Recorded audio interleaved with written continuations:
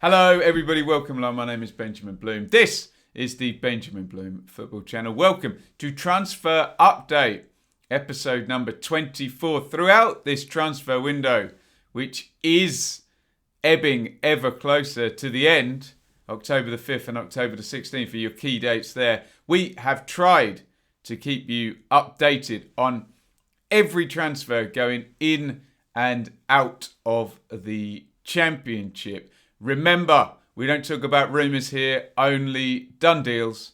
Need to see the player holding the shirt and off, and away we go. As usual, any fee I quote will be from Transfermarkt. If you believe you know different on the fees, especially on the undisclosed ones, let me know in the comments, but please quote me your source. Don't make it up as you go along like some people tend to. Now, plenty of transfer business happening, a few interesting ones in, but in the main, we're seeing a little bit of a streamlining of Championship squads. Players now starting to go out on loan to lower division teams as well. So we've got plenty to deal with, but it wouldn't be a transfer update if we didn't have Watford and Udinese, or Udinese and Watford doing some type of business here. Remember, the Pozzo family is the owner of both Watford and Udinese, and it has been a very productive line of business for them to use both of their assets, how can I word this nicely, in a way that is beneficial for all parties. There's nothing wrong with this. Obviously, you would imagine anyone in the same position would do the same.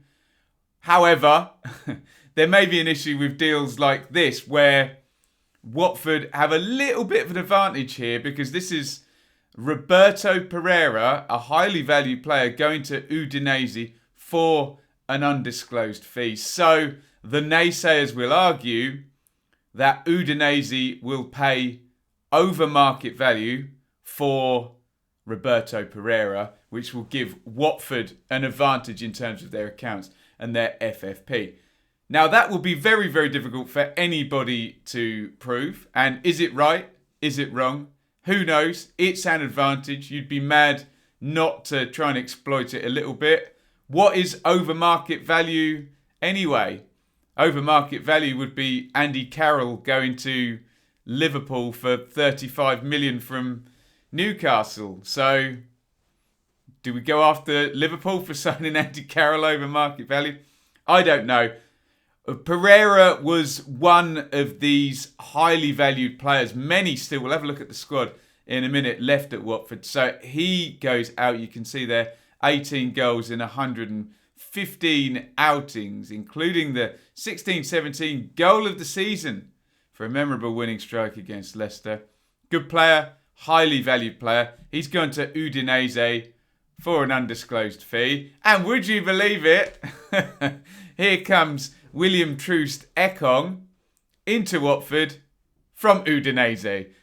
27 years old, 42 caps for Nigeria, played at the 2018 World Cup. This looks like a very, very decent player, doesn't it? 2 years in Serie A with Udinese, playing 66 times.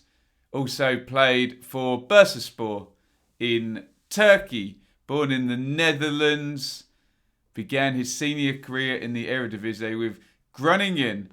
So he's had a really decent career, William Troost Ekong. I'm trying to think, in those first couple of games we covered Watford, it was Kafka and Cabalese. I'm trying to think who else played centre-half for Watford, but you would now think that Troost Ekong will go into one of those positions. I don't know what the situation with FFP is in Italy, whether this is just a switcheroony or whether the Pozzos can put some money from the Udinese pot into the Watford pot. I don't know. Needless to say, let me know if you think that's a net gain for the squad or a net loss. Some players, even though they're very talented, aren't as well suited. You'd almost rather have a star centre-back than a star attacking midfielder sometimes in the Championship, wouldn't you? But hey, depends on the player. Maybe speaking complete nonsense there. Here are the Watford arrivals. Jeremy Ngakia, who's played already a few games. I think he's been playing left wing back rather than right wing back. Or has he?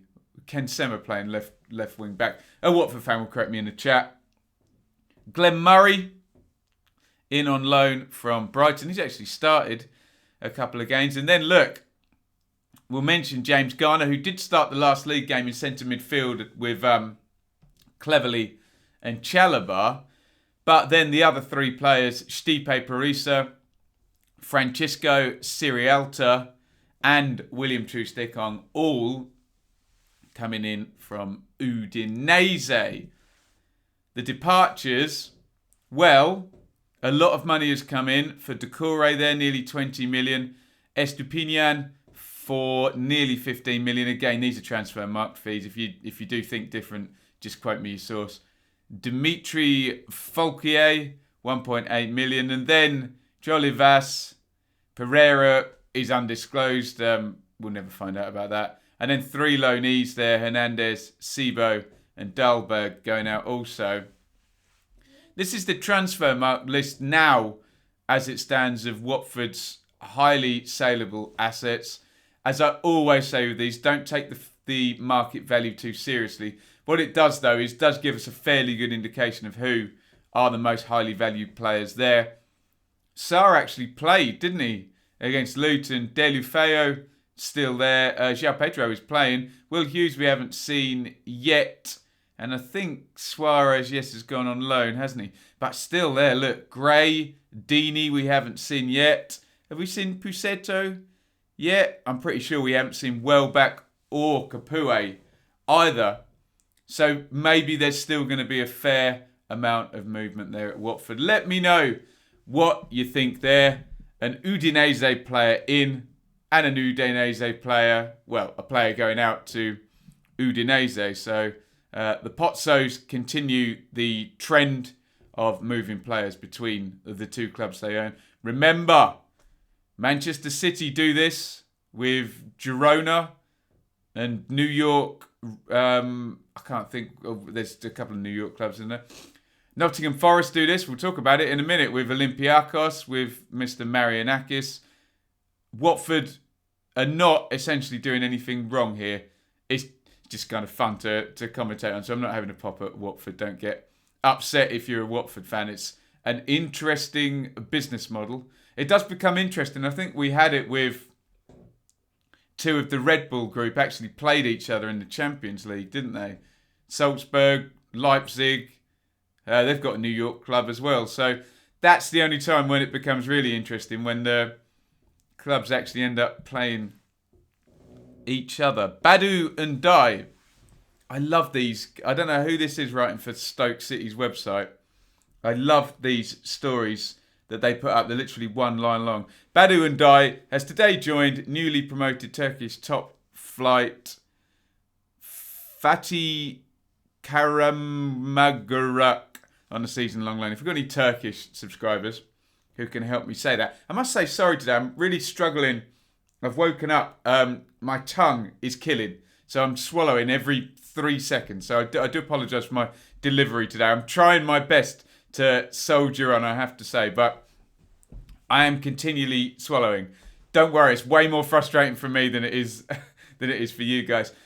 I've put up there Stoke City and their outgoings, and it just seems to be that the Turkish Super League is how you can cut wages from expensive Bet365 contracts there. Etebo, Afobe, Diouf and Ndai all have gone on loan or on a free in Diouf's case to Turkey. So a definite market there. More of that later. What a bust this is. Oh my God. Nottingham Forest can confirm that João Carvalho has joined Spanish second division side. Not even La Liga side. Second division side. Almeria.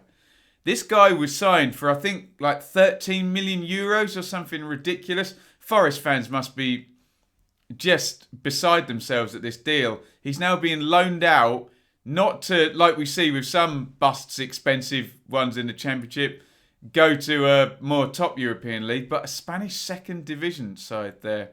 Deary me, let me know why it hasn't quite worked there for Yale Carvalho. Deary me. Forest, well, the day ends in a Y, so they've signed another player here. This is Nicolas Ianu. Pass. Again, we got any Cypriot fans here? Can help me with the pronunciation. 24-year-old moves to the City ground from Apoel for an undisclosed fee, which Transfermarkt have reported as £450,000. So, it is a fee. We did see Sabri Lamucci play a just entirely different back four than last season in the last game at Huddersfield. Starting to look worrying with all the chopping and changing at Forest. They could play an entirely new one if they feature this chap, Ianu, in the next game. I mean, Tyler Blackett hasn't been there a long while, but they could play Blackett, McKenna, Umbeso, and Cyrus Christie. They've all only been in the building a couple of weeks, haven't they? Let me know what you think about that. More players in at Forest. One I'm interested in as an Ipswich Town fan is Brennan Johnson, son of David Johnson, excellent player for both Ipswich and Nottingham Forest. He's gone out to Lincoln City on loan. Nice little back and forth there. Remember, Tyler Walker has gone there the past couple of seasons. He's now signed for Coventry, but definite link up there. Ben Watson, who was a really important player for Forest actually last season, had a really good season with Sambasso in midfield, has gone out. I think he was a free agent anyway, but I wanted to mention it in the Forest segment. He's gone out to Charlton Athletic. So the to in and throw in continues massively at Forest with Sabri Lamucci under great pressure after these opening games of the season. 3 games, 3 defeats for Forest, if I'm correct there in remembering the league table. Cash the big one out and a lot of money in there. Transfermarkt reporting 14 million quid there. I think some add-ons on that possibly as well, ratcheted to appearances and things in that nature. Watson, Bridcut, Johnson, Pantilimon, Carvalho, Walker. Really, other than Cash, it's only Tyler Walker who could have possibly had some value to that squad going forward if you assume that João Carvalho is a bust and Brennan Johnson's going to go away and develop. So they haven't lost many important players from last season, where they were 5th for the majority of the league and just dropped down to 7th, crazily, at the end of the season, Forest. However, we see an entirely new team. I mean, it's just insane now, isn't it? Look at that lot. Loic Umbeso, 4.5 million. Again, Transfermarkt fees. Don't get too upset in the comments, but quote me your source if you think different. Scott McKenna, best part of 3 million quid. Looked quite good actually in his first game. Fuad Bakiru, Nicolas Ianu, who we just mentioned, Jack Colback, Lyle Taylor, Miguel Angel Guerrero, Tyler Blackett, Harry Arter, Cyrus Christie, Luke Freeman, Abdoulaye Diallo is just a reserve keeper. What I will say is in that game against Huddersfield, let me see if I remember this correctly, Freeman, Christie, Arter, Blackett, Taylor, Colback play? Yeah, Colback, McKenna, and so 8 of those new signings. My God. So it would only been Sambasau, Sammy Amiobi, who would have been the other player who was already there, and Brice Samba. It would only have been those 3 who were already there that actually played. Incredible turnover at Forest. Let me know what you think about that. Just quickly go back to Charlton. This is Akin Famewo going on loan from Norwich City. And I wanted to just point out the Charlton writer there at the website, obviously a club writer, deal over the line following confirmation of Thomas Sandgaard as the new owner. The second signing of the Sandgaard era. I mean not to be flippant about this because I feel very sorry for Charlton of what they've gone through with their owners, with Du Châtelet, and then the ridiculous things between Tahoud Nima and Matt Southall last season. So here's Thomas Sandgaard. That is Thomas Sandgaard. Watch Thomas Sangar's first club interview. Now, if I'm a Charlton fan, look, I tell people all the time when they make comments about my shirt or my hair, what are you talking about my appearance for? Why is that important to you? Can you not get over how somebody looks and not listen to their ideologies and their opinions? However, are you worried? Would you be worried if your new owner did a photo shoot wearing sunglasses and holding a guitar? Why is he holding a guitar? Sorry, I mean not to be flippant, and I hope he's a brilliant owner for Charlton. I hope they do great, because it's a great club, and Ipswich had some amazing battles with Charlton, losing in the playoffs to them in the late 90s, before Charlton pilfered all their players when Ipswich went into administration. But it's a great club, isn't it? A long-tenured club. Is that worrying? I don't know. Very David Brent, isn't it? I couldn't find anything about this one on Barnsley's website, but this is Danny Pinios, who's gone out to Poland, and Miedz Lenica, pronunciation, left back on a free transfer. This guy we've already seen play, actually. Dennis Adeniran has come in from that. Everton just seem to have like a billion young players who they can loan out. Seems to happen every season. So we already know about this guy because he featured in the watch-along that we did, Wycombe versus Swansea. Poor lad had a hard time, I have to say. Not his fault, but Swansea murdered Wycombe for about the first 30 minutes of that. But, as you can see by the size of the guy, central midfielder, I guess he's supposed to be a number 8 there rather than a holding guy. I don't know. Wycombe spent the whole time defending, so it was hard for me to get a read on what his strengths and weaknesses were. But looks like he's there as a first teamer in the Wycombe central midfield. Florent Haradjanaj out from Huddersfield, the fullback. He's gone to another Turkish Superliga team. Kasimpasa SK there. Are they a newly promoted? One of them was. Maybe it was the Stoke Badu and Dye transfer, wasn't it? So another cut of the wage bill from Huddersfield. The Cowleys didn't fancy this guy, and he went on loan to this team last season. They brought in Toffolo and Danny Simpson as their fullbacks, didn't they? So totally didn't fancy Haradjanaj. And out he goes as well. Carlos Corberon doesn't want him either. I suspect he might have got a Premier League-sized contract and they want him off the wage bill. Barry Mackay has gone out from Swansea to Fleetwood on loan. I like Mackay, actually. I thought rather, his level would be higher than League One. So I think Fleetwood have possibly got a good player there. A good number of appearances, sort of 20 to 30 for Forest and for Swansea at Championship level.